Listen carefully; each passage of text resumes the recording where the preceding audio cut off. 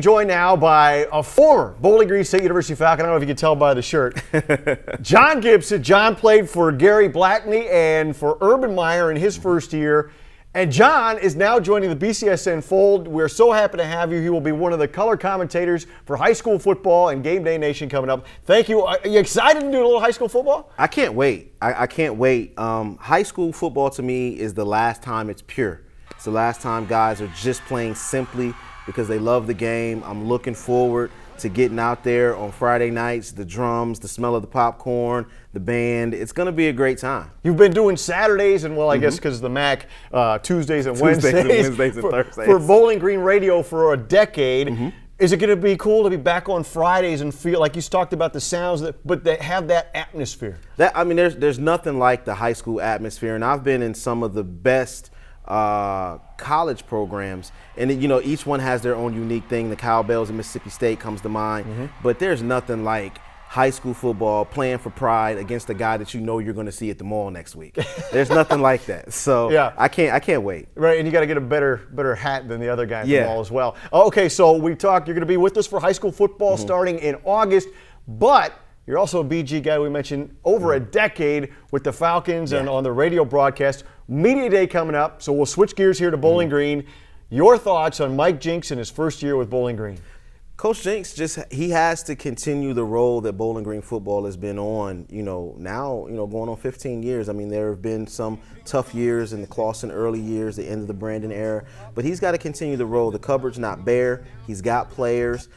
He's just got to get those guys ready. There was a tremendous loss on the offensive side of the ball, but the defensive side of the ball is still intact. Because you're replacing, arguably the best quarterback in history, arguably the best running back in history, two of the best receivers to ever play. But the good thing is the offensive line is back. 4 of the 5 players from the offensive line is back, and that's where it all starts with the big uglies. Yeah, Matt Johnson gone at quarterback, Garrick Dieter and Otto Lewis gone, and Travis Green. I mean, you're right. Those are some of the biggest contributors of all time in Falcon history. But not to interrupt, James Kanapke back at starter. You got to be happy about that. Got to be happy with a guy who's already got experience taking over for a guy like Matt Johnson. I mean, James Kanapke actually has his own level of success that we can count on. He's already taken a Bowling Green team to a MAC championship game. He had some up and down issues, but this is his senior year. He's going to be dialed in and ready to prove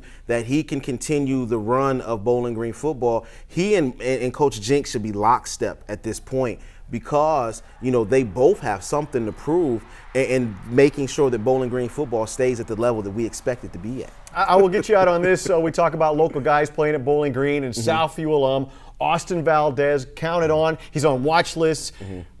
Guy's a former quarterback, and he's going to come up big on defense this year. You can't convince me that he was a quarterback in high school. I'm going to need to see video evidence of him throwing passes. Like, Austin Valdez stepped into his role at Bowling Green and was a playmaker from the beginning.